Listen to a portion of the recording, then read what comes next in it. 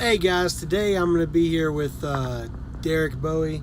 He's one of my YouTube subs. He's also one of my friends on Facebook.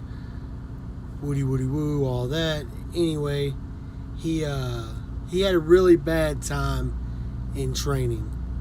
So let's talk about it.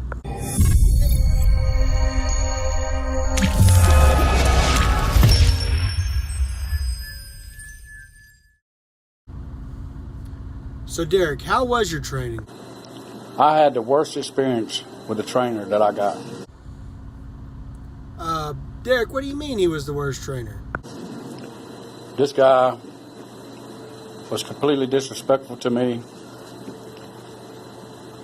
Of the whole 3 weeks that I was out with him, I never smiled, never laughed. Me and him never held an intelligent conversation. It was completely team driving.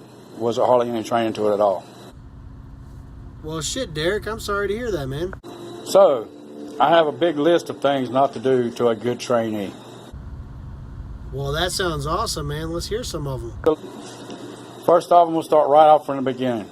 When you come pick your trainee up from Salt Lake City, if you pull to the left side of the parking lot at the back of the building, don't tell your trainee to come out and go to the left side of the parking lot. Because you have to understand that your left and his left is not the same. When he is walking out that building, your left will be his right.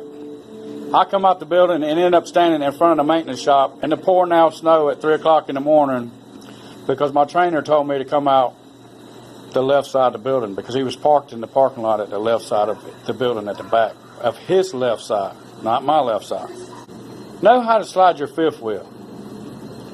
If you don't know how to slide your fifth wheel, and it's going to take you an hour and 45 minutes to get a load right, then you probably need to learn how to do that. Try and help your trainee out a little bit. If he is in the truck with you, chances are he's broke. They've been through a long process to get there. So it probably wouldn't hurt to use some of your fuel points that you're getting off your trainee, to help him get a roller grill item a day, or a couple roller grills, or a free cup of coffee every morning. That comes in handy, I'm sure. I don't know because I never got to experience it, but I'm sure that does come in handy. You know? And as far as the showers go, please let your trainee take a shower every 2 days. Myself, my trainer, I was out for 3 weeks and I only had 4 showers. When I come to the Colton yard where I'm at now, ready to upgrade, I had taken a shower the Saturday before, last Saturday. I'm here on a Saturday now. I come in yesterday. So I hadn't had a shower in 6 days when I got here. So please let your trainees take showers every couple of days. They shouldn't have to ask you for a shower either. You should volunteer, hey man, I'm going to let you take a shower. We're almost, we've been a couple of days, let's take a shower. Because it's really tough out there not to take a shower. You ain't showered in a couple of days? 6 days? Boy, I can smell you from here. Billy, you never tried to do any of that, did you? No, Wild Bill. I never made anybody go 6 days without a shower. 2, maybe 3 tops. But see, the issue with that is I don't want to go that long without a shower. So even if they didn't take a shower, I was taking showers. And if I was taking showers, you could take a shower. Another thing is, please let your trainee sleep in your truck at truck stops. When you have a layover of 2 days and you make your trainee go sit in a truck stop when you're in your sleeper berth, it sort of makes the trainee feel like he's homeless, especially after you hadn't had a bath in 3 or 4 days and he asks you for a bath and you tell him to wait until the night when you get up and then y'all can take showers. I don't think your trainee's trying to steal points from you, and I don't think he would. I don't think it would hurt for you to let your trainee get your fuel card and go in and take a shower off your card. I'm sure he's not going to steal from you. Maybe so, but least you could do is get out and walk in the truck stop and make sure your trainee gets a shower. First you ain't getting no shower, and now he's making you hang out in the truck stop while you should be in the truck? While he's sleeping? I tell you, man, I had a rough experience. So there's a lot of stuff here. I should have probably wrote it all down, you know. Yeah, Derek, I'd say you've had a pretty rough go at it, man. Is there anything else that you want to add to it? Don't team drive with your trainee. Your trainee, just because they know how to drive, does not mean that they are your teammate. You know, spend some time in the passenger seat. Spend a little time with your trainee every day. Don't run your trainee as a team and expect him to not know that you're just out there for the money and that you're out there just trying to get over on him. Because chances are, if your trainee knows how to drive, it's because he's drove before. And I'm sure if he's drove before, he knows that you're just trying to get over on him. So, spend a little time in the trainer's seat. You know? Try to have a conversation with your trainee.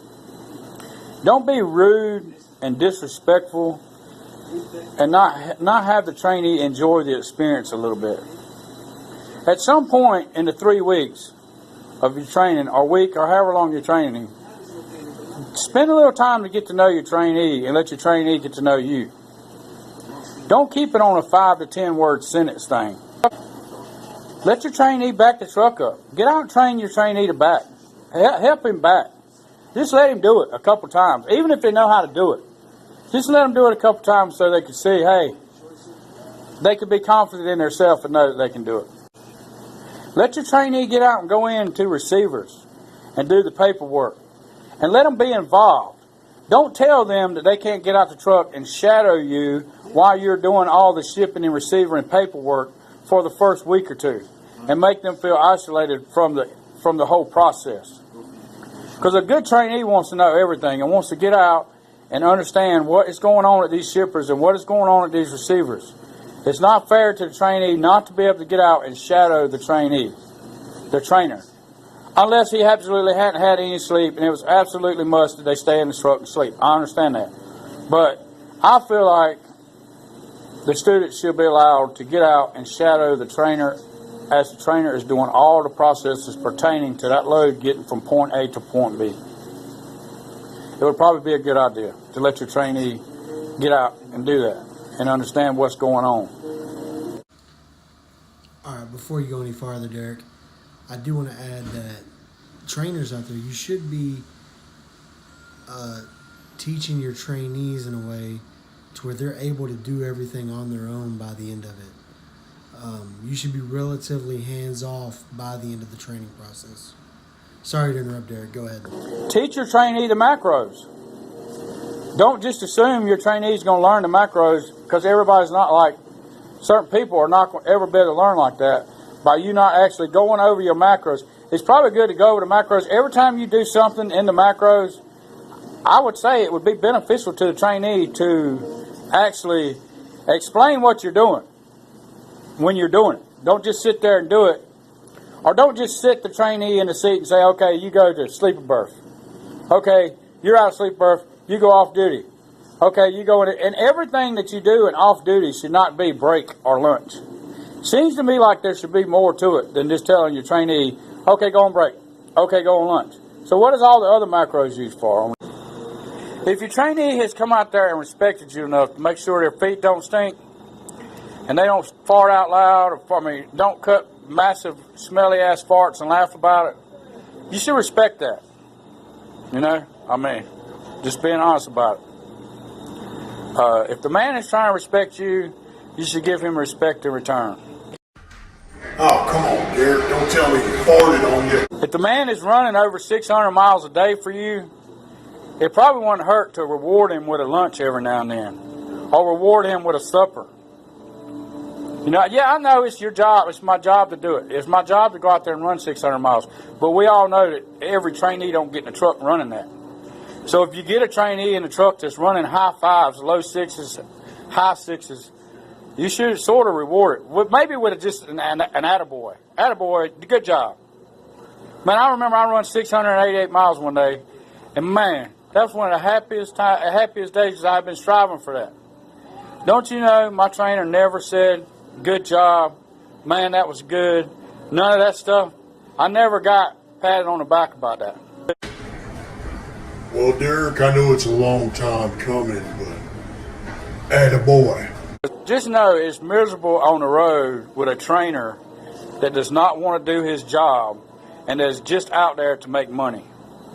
And in the end, it ends up screwing people like me, because I've been on the road for 3 weeks and have come to a point where I have all my hours done. I have all my modules done. I have all my safety videos done. I have everything done on my side. But yet, I am sitting here now in Colton Yard having to phase up Monday morning and then take a Greyhound from Colton, California, all the way to South Carolina, which is probably going to be a 3-day Greyhound ride, simply because my trainer didn't push his DEM hard enough to get us a load through South Carolina so I could get my license. It's the trainer's job is to make sure their trainee gets his hard copy. It seems like to me, if it's your job and you're getting paid good enough to do it, then you should assure that your trainee is going to make it through his home state so it will help him out. Because first off, he gets a $150 bonus when you do it. So, you know, every little bit of money in your trainee's pocket is going to be a blessing to him. I guarantee you that. I know when I got my first $150 bonus for making my first delivery, it come right on time. I needed it. And I was really looking forward to maybe 2 or 3 weeks later getting my other $150 bonus on getting my hard copy CDL, which never happened. Now I'm sitting out here in Colton and I can't phase up because my trainer didn't make sure that I got through my home state in order to get my hard copy. So it's just like a thorn in my side with him. Him not doing his job has caused me money, and it's costing the company money. It's costing everybody money because he chose to run me as a teammate instead of running me as a trainee. So please, don't piss your trainees off. If you will sit here and make videos about how not to piss your trainer off, then this is my return to that on how not to piss your trainees off.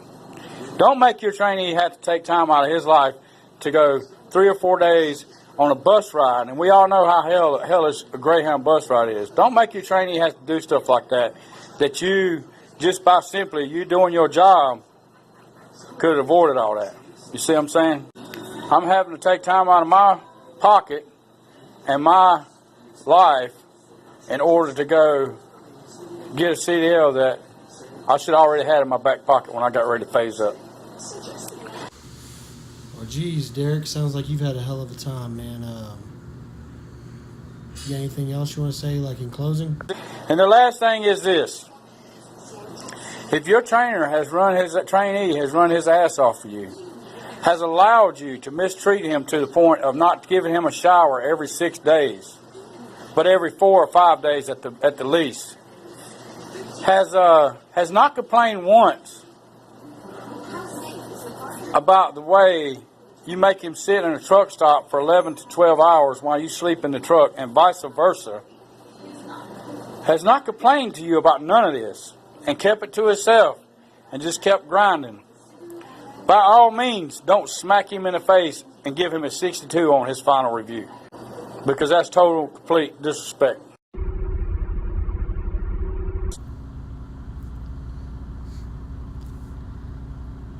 A fucking 62? Derek, I wish you'd have put his name out there so we could make this dude famous. But I hope this video helps somebody. I don't even know why I did it. You know, this video drove me when I was out there and he would do stuff to me. I just told myself that I'm going to make a video on how I got treated at the end. And it helped me get by, man, you know? So, I'm just saying,